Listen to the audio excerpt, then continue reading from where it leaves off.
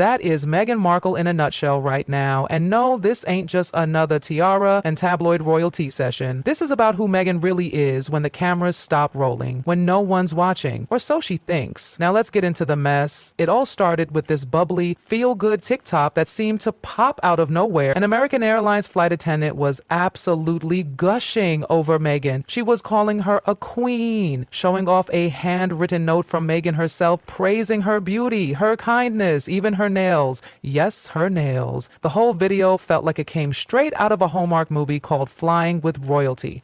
But guess what? That sugary little TikTok, total setup. And I'm not saying that out of spite. I'm saying it because airline staff, real people who've actually worked with Meghan, were calling BS the moment they saw it. And all the stories they've got, from British Airways to American Airlines, even people from her acting days before she married Prince Harry, they all say the same thing. Meghan Markle is cold, dismissive, rude, and straight up treats people like peasants. But here's the kicker. She pulls a complete 180 when Harry's in the room. When he's nearby, she's sweetness and light. But the second he's out of sight, boom, Ice Queen. Like someone flipped a switch. Let's rewind. A senior British Airways flight attendant, yes, senior as in experienced, said she served Meghan on a long-haul flight to South Africa. She reached out to a journalist on her own, totally unprompted, because she was so horrified watching Meghan put on that sweet passenger act in public. According to this crew member, Meghan didn't look at baby Archie once, not even a glance.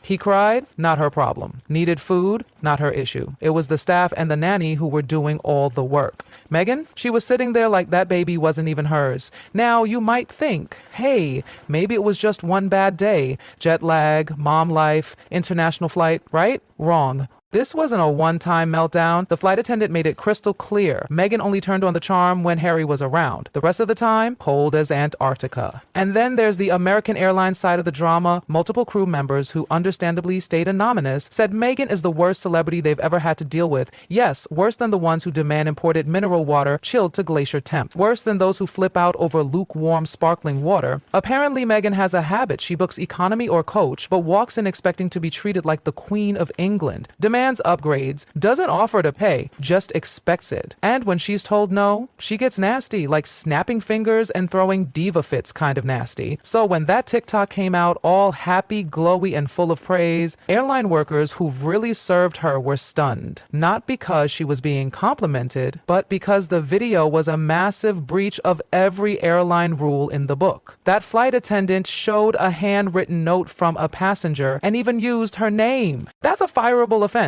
Unless, of course, it was all staged. And that's exactly what a growing number of people believe, that the TikTok was a carefully crafted PR move by Meghan herself to scrub her messy image squeaky clean. But the problem, that glossy surface is starting to crack. Bad. Because here's the real tea. How someone treats people they think can fight back says everything. Meghan walks around like she's living inside an Instagram filter, but talk to people who've worked with her before she was royalty. Whew, child, the horror stories. Let's talk pre-Harry Meghan. Back when she was still hustling acting gigs, one former crew member from a low-budget film project still can't believe how difficult she was. This wasn't Suits, this wasn't Marvel, this was a small team, tight budget, doing their best. But Meghan?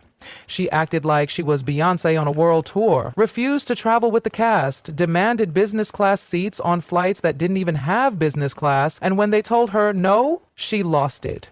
At one point, she allegedly asked for a private jet for a 2-hour flight. Yes, a private jet, on a movie where the catering budget didn't even cover lunch. And no, it wasn't a one-time tantrum. People across the board said the same thing. Meghan was entitled, demanding, and downright disrespectful. She wasn't a duchess yet, but she was already walking around with a "do you know who I am" energy. And honey, when she did marry Harry, she didn't get more humble. She got worse. Palace staff started leaking little stories. Whispers of people quitting. Others refusing to work with her, and each time the same excuse. She's under pressure, she's misunderstood. But behind closed doors, people described bullying, mind games, Jekyll and Hyde behavior, all depending on who was watching. Back in the US, the pattern continued. Like Cruz said, she treated staff like they were invisible, didn't follow protocol, didn't pay for premium tickets, but still expected the full royal treatment. She didn't ask politely, she demanded. No eye contact, no warmth, just cold, clipped commands. One crew member said it felt like walking on eggshells at 40,000 feet. Another said Meghan made them feel like they weren't even human. And then that TikTok dropped, the one that painted her as this graceful, charming, perfect passenger. That was the final straw. And the saddest part, even he might not be getting the real Meghan, just the version she wants him and the world to see.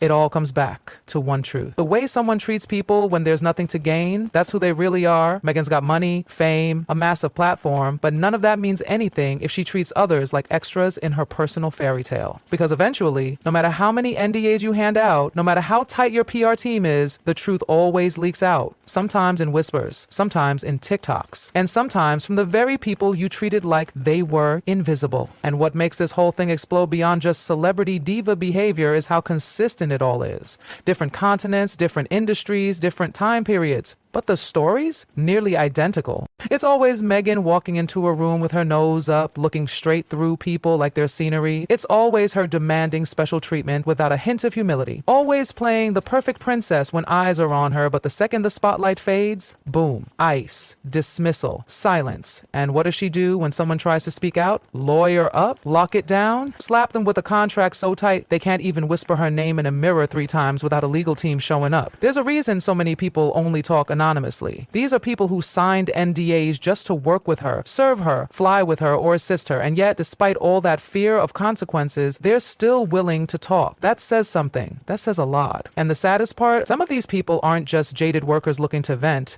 Some of them were fans, people who wanted to like her, who wanted to believe in the real Meghan, the humanitarian, the activist, the mom, the woman who fled the palace to live her truth. But what they got instead, a woman who weaponizes kindness, who uses manners as a mask, who knows exactly how to play the game when the world's watching, but can't hold it together when there's nothing in it for her. You don't need to be a palace insider to see it. Just look at how Meghan has shifted her entire image depending on the narrative she wants to sell. One minute she's the Hollywood girl next door, then she's the oppressed royal outsider, then she's a spiritual lifestyle brand, then a political activist, then a Netflix producer, and now she's trying to be a relatable mom who writes handwritten notes to flight attendants and inspires random viral TikToks. Please, because let's talk about that TikTok one more time.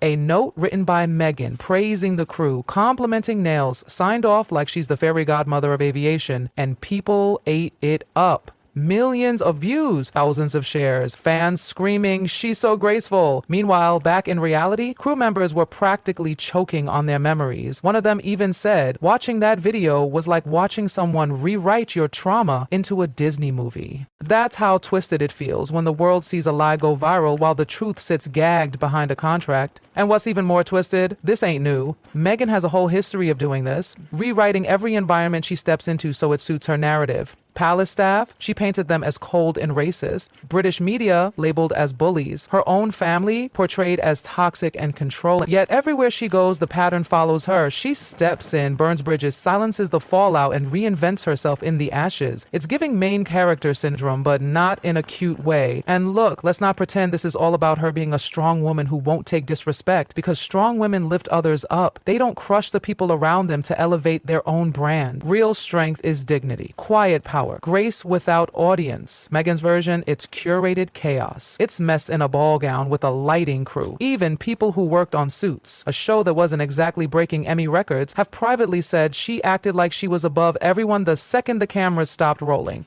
One former co-star reportedly said she'd walk onto set like the Duchess of USA Network. We were like, girl, relax. And let's not forget, this was before she married Harry, before the royal titles, before the multi-million-dollar deals. The entitlement, it was always there, and now it's just got a bigger stage. Take that Beyonce concert, for example. Everyone expected Meghan and her mom, Doria, to roll in together. Glammed up, front row, paparazzi ready. But nope, Doria came alone. No photos, no mentions, no nothing. And when Meghan was asked about it on her podcast, her voice dropped. She said she was annoyed her mom didn't tell her she was going. No, I'm happy she had fun. No, glad she got to experience it. Just pure control freak energy. And it made people wonder if her own mother is choosing distance. What does that say? Because Meghan's whole empire is built on image, and when that image starts to crack from the inside, that's not something you can fix with filters and inspirational quotes. And speaking of cracks, let's check in on Harry. The guy who once wore Nazi costumes and partied with tequila like it was holy water is now, what, a background extra in the Meghan Markle show? You see him in interviews now, and he's barely speaking. When he does, he's soft-spoken, reserved. He doesn't lead, he follows. He doesn't shine, he reflects her light. He's the guy holding the dogs while she poses, the guy adjusting the mic while she delivers a monologue. And sure, love changes people, but this